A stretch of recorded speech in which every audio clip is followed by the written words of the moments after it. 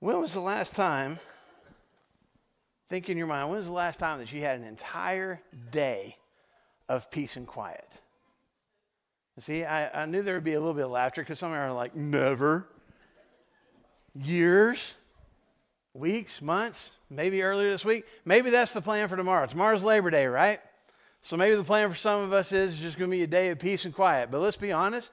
For some of us, Labor Day is going to involve as much work and effort as a day of work does. Matter of fact, there's going to be some of us that after tomorrow, we're going to want to go back to work because of all the work that we're going to do tomorrow on Labor Day, even though Labor Day is supposed to be a day to celebrate working by not working. There was a survey that was done, it was done earlier this year of 2,000 Americans. It was done by the survey company on behalf of a company that helps plan vacations and trips and things like that for people. And they surveyed 2,000 Americans. And they asked them a series of questions. One of the questions was, how much would you be willing to spend in order to have an entire day of peace and quiet? What would you guess? How much would people be willing to spend to have an entire day of peace and quiet? I'll give you the answer. It was over $2,500. Now, some are like, oh, holy cow. And some are like, yeah, I can see it. And I don't know exactly how they came up with that number. I don't know if it's like, hey, I will spend up to $2,500 of what, to go to whatever place, whatever vacation spot, whatever it is that I can find the peace and quiet. Or somebody's just like, if you'll let me have a day of peace and quiet, I'll write you a check. I don't know exactly how they came up with that number, but that's the number they came up with, was $2,500 that people would pay to have an entire day of peace and quiet. Now, however they came up with that number, here's something that's even more interesting. Parents said that they would add another $1,100 to that amount. That they were willing to go over $3,000, over $3,600, just like, let me have the day. How many of y'all would be like, okay, fair deal? No, some of y'all, okay, a couple of you, all right.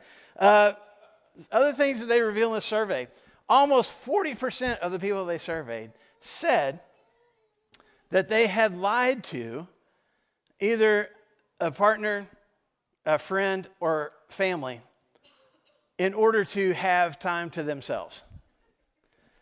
Not that they lied to their workplace, their bosses, their managers, anybody like that. To their own family, to their own friends, they lied so that they could have some time to themselves. And the top lies that were told, the top reasons that they gave, so that they could have time to themselves. Number one reason, what would you think? I'm not feeling well, I'm sick. Number two is I have a lot of work to do. Number three was I have a headache. Number four was I have an appointment. Number five, my phone is about to die, so I can't talk right now. And I'm just wondering, I'm kind of looking at some faces right now to see if anybody's giving side eye, like I've used that one before. See how many of these excuses we've actually used. And when asked what would they do with this interrupted time alone, if they just had time themselves to do whatever they wanted to do, the top answer was anything as long as it's not a chore or an obligation. I'll do whatever. The second most popular answer, binge TV and movies. And then the third one was a day at the beach. I feel like you could probably potentially combine those two. Spend a day at the beach binging TV and movies. I don't know. Anyway, last one real quick. Same survey. 66% said visiting family does not count as vacation. I don't know if you agree with that. There's some head nodding going on right now. Visiting family does not count as vacation. For some of us, that's a job. That's a chore, right? What is the most peaceful place that you can think of? What's the time? As a matter of fact, here, let's do this real quick. I want to challenge you guys. It won't take very long. I want everybody to close their eyes. Please don't fall asleep, but just close your eyes, okay? And just picture just a peaceful place. Where is that place? Picture it right now in your mind. Is it a beach? Is it a hammock? Are you on top of a mountain? Where is it? Just picture there's nothing. There's no phones to ring. There's no deadlines. There's nothing that you got to get done. Where is that peaceful place? Okay? Are you there? Now, open your eyes. Just tell the person next to you, in front of you, or behind you, where was that? Just tell them real quick. Where were you? Where's that peaceful place?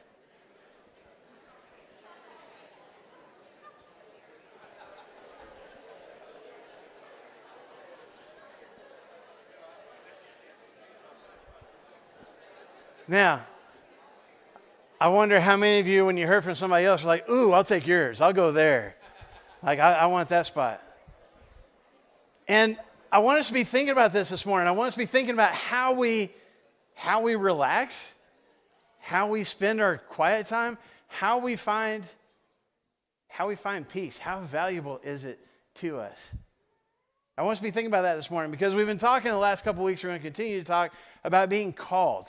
That all of us who are followers of Jesus, all of us who have put our faith in him and who have been saved by his blood, have his spirit living in us, we have been called. And we talked early on, we talked a few weeks ago about how all of us, especially those who have given our lives to Christ, that God calls us at different times in different ways for specific purposes. That each one of us experiences usually some kind of a calling from God. We experience something where we know it's on our hearts, on our minds. It's something that it's a thought that we can't turn loose of. We know this is something that God is leading us to. And it's to go, God is calling us to this job, to this volunteer opportunity, to move to this city, to talk to that person, to have a difficult conversation, to change a habit, whatever it is. We have individual specific calls that God gives us on a regular basis. But what we've been talking about here in our church family for the last few weeks and continue to talk about today is how all of us who are disciples of Christ, who are children of God, that God calls all of us to kind of some broader things on a regular basis. We talked about how God invites all of humankind, all of mankind, to a relationship with Jesus. That is a calling. God calls us, God invites us, God summons us to experience our relationship with Jesus. And once we've experienced that relationship with Jesus, once we've accepted that, then God, as we talked about last week, God calls all of us to be holy. And that doesn't mean to be, completely, sacred and you can't touch me and I can't touch other things in this world because I'll get sinful cooties on me or something like that. That we're still called to be in the world and interact with folks and build relationships and serve people. But there should be something distinct about us. There should be something that looks different about us. There's something different about our lives. There's something set apart in us. And that's what God calls us to. And we also talked about how when God does provide a calling, when God calls all of us, he sees us where we are, but he also sees where we could be. He sees the potential in our lives. He chooses us. He selects us to experience this calling. He invites us to experience whatever it is that he wants us to experience. And then once we take on that call, once we accept it, he sends us out to be the kind of people that he's shaping us into, to do the things that he's leading us to. And so as we've been talking about this calling this morning, we're going to talk about another aspect, another way that God calls us, another thing that God calls us to this morning. To recognize that God, for all of us who have accepted that call to be his child, that God calls all of us to peace. God calls all of us to experience peace. We're invited to experience peace. That's the way Paul puts it in Colossians chapter 3 and verse 15. Paul says, let the peace of Christ rule in your hearts. Let the peace of Christ be one of the things that is dominant in your heart, that controls everything else that you think about and every other action that you take. And he goes on to say, since as members of one body, you were called to peace. And be thankful. We're called to peace. We are seen by God. God sees our need for peace. God chooses us to experience peace.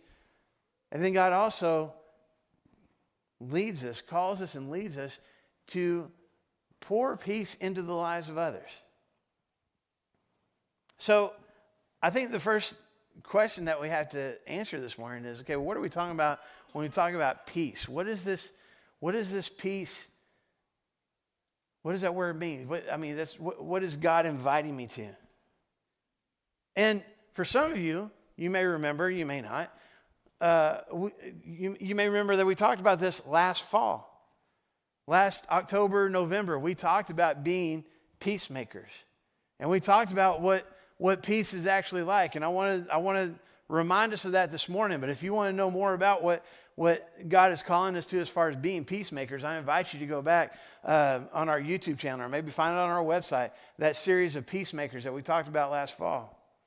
But many of us, and myself included, many of us, when we hear the word peace, when we think of peace, we just think of that as like the lack of conflict. I'm not arguing with somebody. We're at peace with each other. We're not having confrontation.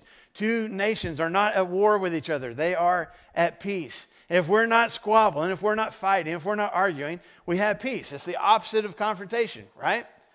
And there's some truth to that. Some of us, when we think of peace, think of what we did just a few minutes ago. We think of tranquility and calmness, a place that's quiet. Because all I want in this world is some peace and quiet, right? And that's what we think of when we think of peace. It's just the lack of trouble. It's the lack of stress. It's the lack of the absence of anxiety. I am at peace. And again, that's part of it.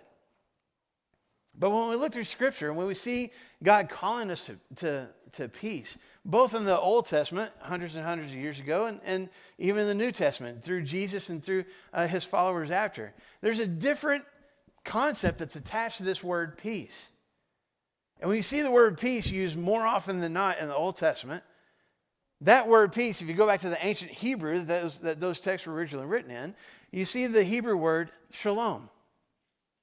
And maybe you've heard this word. I mean, folks of the Jewish faith still use this word nowadays. Shalom. It means peace. And the Greek word that is similar to it is the word eirene. So when you see the word peace in the New Testament, whether it's Jesus talking about it or Paul or someone else, it's this Greek word eirene. Shalom and eirene. And both of these words don't just mean the absence of confrontation. And don't just mean quietness and stillness. These words at their core mean something that is whole, that is complete. It's not broken. It's all put together. There's no gaps. Everything is there's no fractures. There's no cracks. Everything is complete and whole. There's nothing missing. That is what shalom is. That is what eirene is. That is what peace is. And it's recognizing that life itself is complex, right? We got all these different relationships. We got all these different friendships. We got different jobs and different activities that we're a part of. We got different things that are pulling at us and pulling for our attention and our time and our schedules and our agendas. And life can sometimes get chaotic.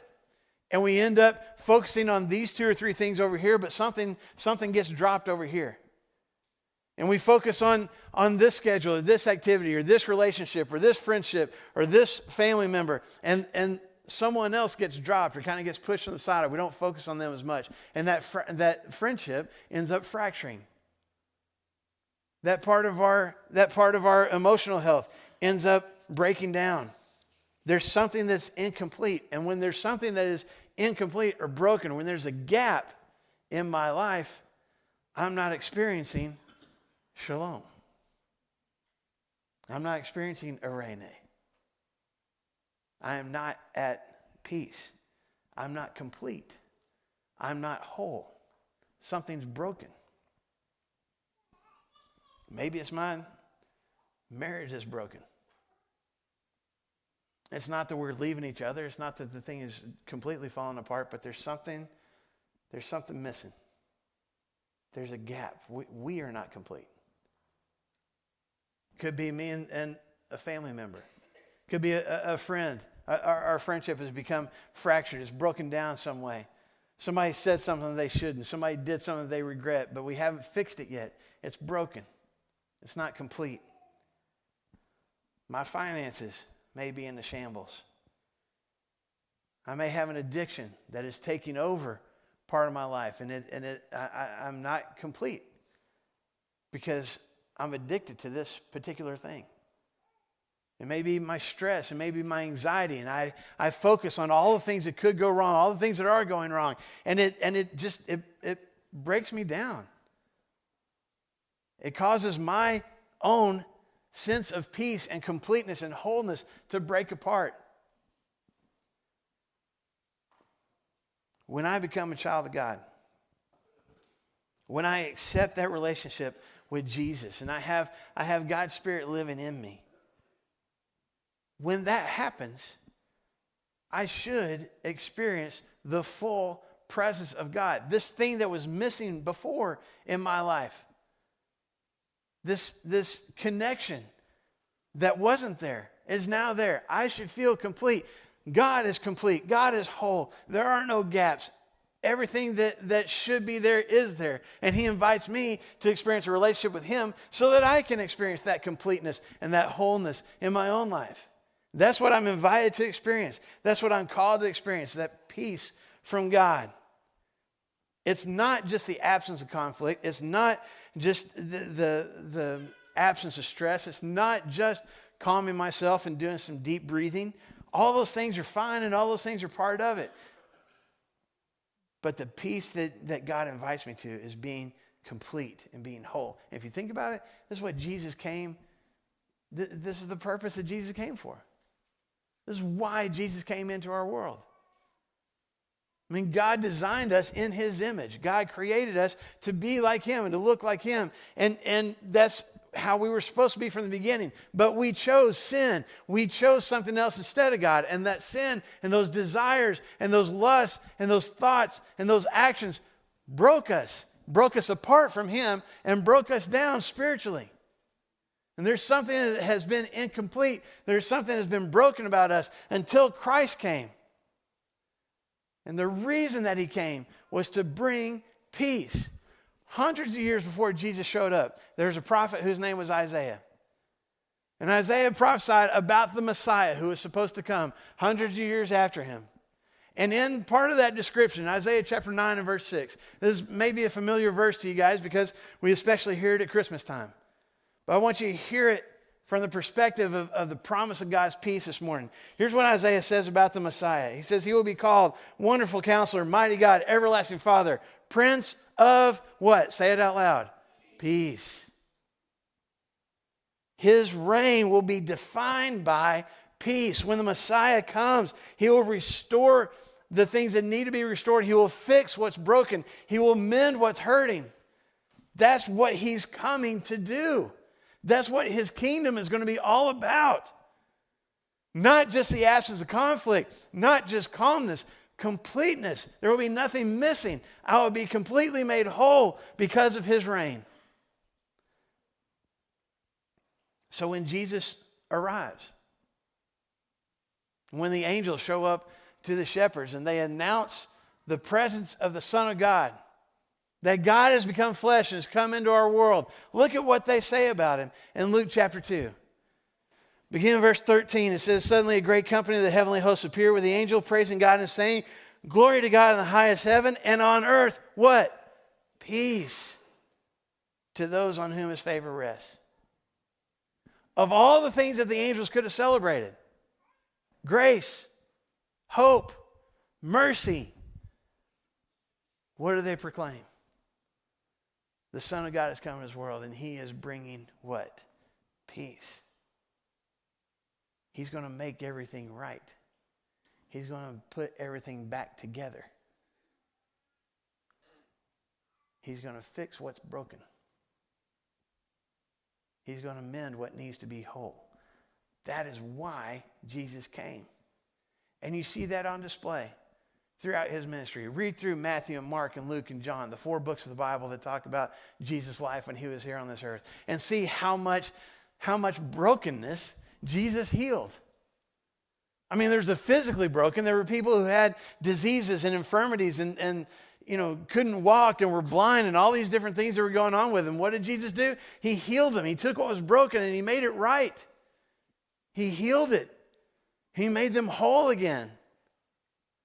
But he did that not just with their physical bodies. He made emotional and spiritual connections with people, and the people who were outcasts, and the people who were dismissed, and the people who had been rejected by everybody else in society, and the people who were broken spiritually and broken emotionally. Jesus showed up in their lives. Jesus spent time with them, and Jesus healed. He repaired. He restored them to what God wanted for them in the first place. He brought them peace. And ultimately, as I said before, it's what Jesus did for us on the cross. This brokenness that we were all experiencing, this separation from God that all of us had, this disconnection that defined our lives, Jesus got rid of all that at the cross. I mean, that's, again, going back to Isaiah 100 years before, as he's pointing forward to Jesus. He says in Isaiah 53 and verse 5, the punishment that brought us peace was on him. By his wounds, we are healed. The torture that Jesus went through, the way that he was broken down physically and emotionally, the separation and disconnection that he experienced from the Father. He became broken so that we could have what? Peace. So that we could be made whole. So that we could be healed. This is what Jesus came for, folks. This is why he showed up, was to bring us peace. Not just the absence of conflict, not just calmness and tranquility, healing, restoration, completeness. And that's what God says he's calling us to. He's inviting us to experience. I want to give you peace. I want you to experience it. I want my peace to define your life. So, what do we do with that invitation? What do we do with that calling? How do we take part of this? Well, the first thing right off the bat is we have to accept it. We have to accept God's peace. And that might seem like the most obvious answer. I mean, you might see that and go, well, duh, Marshall, of course, that's what we're supposed to do. We're supposed to, like, he gives us peace, we're supposed to accept it. And yet, for so many of us, this is what we reject. For so many of us, God says, I want to give you completeness. I want to restore you. I want to heal you. I want to make things better. I want to fill in the gaps. And whatever it is that's broken in your life, I want to fix it. I want to repair it. I want to make you whole.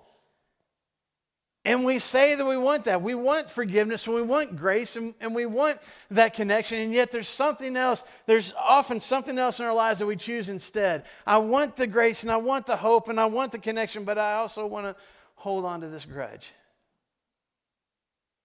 I can't let go of my anger. I can't stop being stressed and anxious. I'm holding on to my conflict. I'm holding on to my selfishness and my greed. I can't let go of this addiction. So there's part of me that's fully devoted to Christ. There's part of me that fully wants to experience everything that God calls me to and says that he wants to give me. But there's something that I just can't let go of. And so instead of fully accepting God's healing, God's restoration, the wholeness and completeness that God promises that he can give me, instead of fully accepting that, I say, okay, that sounds awesome. And I kind of like to at least have pieces of that, but I also want to hold on to this other thing. And we may not even consciously say that. We may not even say, thanks, God, but no thanks, although some of us might. But some of us are just doing that. Our actions show it. Our hearts are divided. Our minds and our thoughts are divided. And we wonder why we're still stressed and why we're still anxious and why we can't let go of this habit and why we keep holding on, why we keep feeling angry and why we keep lashing out and retaliating. And we can't figure it out. And one of the main reasons is we're not accepting God's call to peace. He would make things right. He would make us whole. We're just not accepting it. Jesus offered it to his disciples and he offers it to us. In John chapter 14, verse 27, he says, peace I leave with you, my peace I give you. Isn't that amazing? The Prince of Peace, the one who embodies peace and the way God designed it, the one who embodies completeness and wholeness and everything restored and everything as it should be, says, I am willing to give that to you. You don't have to earn it. You don't have to buy it. You don't deserve it. I just love you that much. Here, take it. And for whatever reason, for a variety of reasons, we say, no thanks. because we're so used to the stress and the chaos and the anger and the addiction and the selfishness. It's become the norm for us. And we can't even imagine what it's like to have that kind of completeness. So we don't take hold of it. So first things first, folks, if God is calling me to experience this peace, the first thing I need to do is hear that invitation and accept it. But then the second thing that I got to do is grow in it. I need to grow in that peace. I need to let it become something that becomes a dominant part of my life. I need to learn to be content. I need to learn to forgive. I need to learn to let go. Whatever the things are that are fractured in my life, I need to grow in his peace and allow him to heal those things and continue to allow those things to happen over and over and over again. Let's see if I can make this clearer. In Philippians chapter 4, Paul gives us a kind of a whole list of action steps. And this will be on the screen, or you can look at it in your own Bibles or your own Bible app. I would invite you to underline just the action words in your Bible in Philippians chapter 4, verses 4 through 6. Because here's what Paul says. Rejoice in the Lord always. I'll say it again. Rejoice. Let your gentleness be evident to all. The Lord is near. Do not be anxious about anything, but in every situation, by prayer and petition with thanksgiving, present your requests to God. Look at this whole list of things that Paul says here. I need to rejoice when things are good. I need to rejoice when things are not so good. I need to be gentle. That doesn't mean to be weak or to let people take advantage of me or walk all over me. That means that I am kind and compassionate to people, even the people that don't deserve it. I need to let go of my anxiety. I need to let go of my fear. Stop worrying about things that I can't control anyway, because I know God is in control ultimately. I need to pray. I need to pray a lot. I need to pray hard. I need to be thankful. Just recognize how good God is, how good God has been. Folks, think about it. Look at that list. If we were doing those things on a daily basis, what would our lives look like? How would that change our mindsets? How we view other people? The words that come out of our mouths? The actions that we take? If we were growing in those actions. Because here's the thing. If you look in verse 7, here's the promise that comes along with these actions. Here's what Paul says. When we do these things, when we grow in these things, the peace of God, which transcends all understanding, will guard your hearts and your minds in Christ Jesus. I will have peace. I will have completeness. I will feel whole. I won't feel broken. I won't feel like there's something missing in my life. If I'm growing in these actions and experiencing this peace from God, the peace that those who don't have a relationship with God, they can't even understand it. They can't understand why I feel so calm when things are chaotic. They can't understand why I don't have stress and fear like they do. They can't understand why I forgive when people mistreat me or people hurt somebody that I truly care about. They can't fathom how I've finally given up that particular habit. They don't understand why I'm so thankful all the time. It makes no sense because they don't have that peace. And they don't have that peace because they haven't accepted that call to a relationship with Jesus. Paul says, grow in these things. Make these things a habit in your life and you will grow in peace. You will grow in completeness. You will be made whole. It's not that you're not going to have trouble in this world. It's not that you're not going to have problems and stresses and things that cause you fear. But those things won't dominate your life. They won't dominate your heart. The peace of God will. Look at verse 7 again. That peace that transcends understanding will guard your hearts and your minds. I need to move beyond just going, yes, I accept the peace of God. I accept the wholeness and the completeness for God. Grow in that. That needs to be something that continues to be a part of your life and continues to be an increasing habit for you. And then lastly, real quick, We've talked before, when God calls us, we are seen, we are selected, and we are sent. God doesn't just call us to experience His peace for ourselves. He calls us to produce peace in the lives of other people, to pour this peace that we have into the lives of others, to do what we can or allow God to use us in some form or fashion so that people can see this peace, so that they can experience it from me and hopefully experience it for themselves. Romans chapter 12 and verse 18, Paul says, if it is possible, as far as it depends on you, live at peace with everyone. Now, it sounds like Paul is just talking about make sure you don't get into fights. Live without conflict with everyone. And that's actually, a significant part of it. If you read the rest of the context around what he's talking about here in chapter 12, he goes on to talk about like not getting revenge and being kind to people who have been unkind to us. So that's definitely part of what Paul is talking about here. But he uses this word, eirene, completeness, wholeness. What does he mean? As much as I can, I need to live like I am complete and I am whole and I am healed and I am restored. People need to see that on display in my life.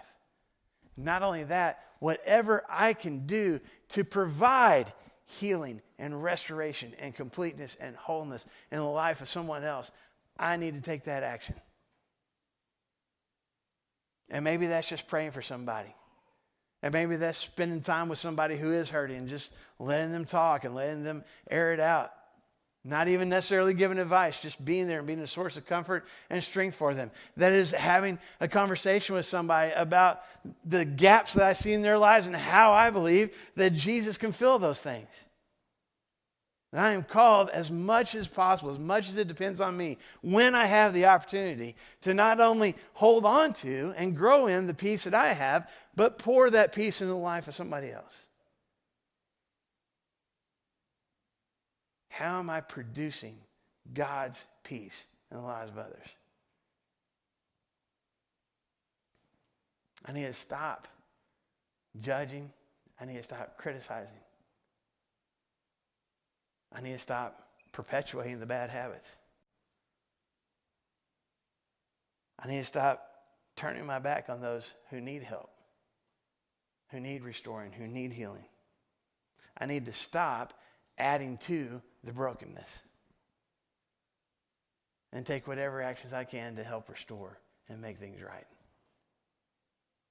Hopefully people can see Him and me and want to know why I don't have those broken pieces in my life, so that they can experience it for themselves.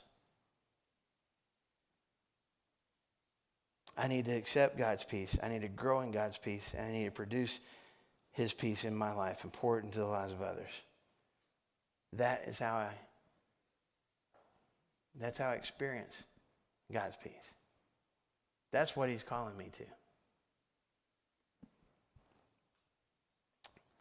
I want to wrap up and maybe make this hopefully even more clear this morning. Because I thought, when we talk about something that's just missing, there's a gap, there's something that's broken, I thought that's a lot like putting together a puzzle. You got a puzzle, and whether it's a dozen pieces or 1,000 pieces, you're putting all the pieces together to try to make a picture, to try to make something complete, right? And yet sometimes when we put puzzles together, we can kind of see. I'm going to show you this puzzle that I got. I put it together myself. Y'all can be so proud of me. We can see what the picture's supposed to be, right? We can see, this thing, whatever this artist has designed on this piece of cardboard, and it's cut up into a whole bunch of little pieces, but we can see what it's supposed to be. We can see what that picture's supposed to look like. But what if there's a piece missing? And, when I originally had this thought to share with you guys this morning, I thought, well, then I'll just take a piece out and be like, well, what if a piece is missing? And as I was putting this together, this $2 puzzle that I bought at Walmart, I got to the end, you know what? There's a piece missing. I got ripped off. But I thought, you know what? That's how it is, isn't it? I mean, if you look at this picture, you can see it's a farmland picture. There's a cow, there's a horse, there's a pig. You can kind of tell what it's a picture of. But there's something missing. And I think this is where we are a lot of times in our lives, in our relationship with God. You can see it. I mean, you can see I'm a Christian. You can see I'm a good spouse. I'm a good parent. I can try to be a good friend. And yet there might be something that's missing. And overall, I feel like I'm a pretty good person. And overall, I feel like I got everything together. But there's just something missing. There's a gap. And the problem is, if I don't deal with that, if I don't deal with the piece that's missing, you know what tends to happen? We start losing more and more pieces. And things start to really, really fall apart. And you see less and less of who I'm supposed to be. And you see more and more of the gaps and of what's broken.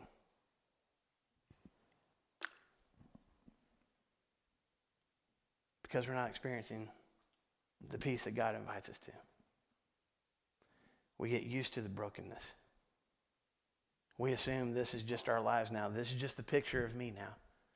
And there's holes here and there, but you can kind of still see the person that God originally designed. And the more and more that we don't deal with the gaps, the more broken we become. That's not what God wants for you. That's not what God wants for me. God calls us to peace. To allow him to put everything together. To make us into what he designed us to be in the first place. So here's my question. We're going to stand up in just a second. We're going to sing a song. And we're going to invite you during that song. If there is a gap, if there's something that's broken in your life right now, if there's some way that you're not experiencing this peace that God invites you, calls you to experience, that you're welcome to come down the front and share that with us. And that may be odd to do in front of your own church family, or maybe odd to do, especially as one of your first times here, in front of a bunch of strangers that don't know you very well. But just understand, if you come to the front and say, I'm feeling broken, there's some gaps, there's some pieces missing in my life right now, you're going to be surrounded by people who love you, who are not going to judge or criticize you, who are dealing, maybe some of them still dealing with some of their own brokenness. And we'll work together to experience God's peace.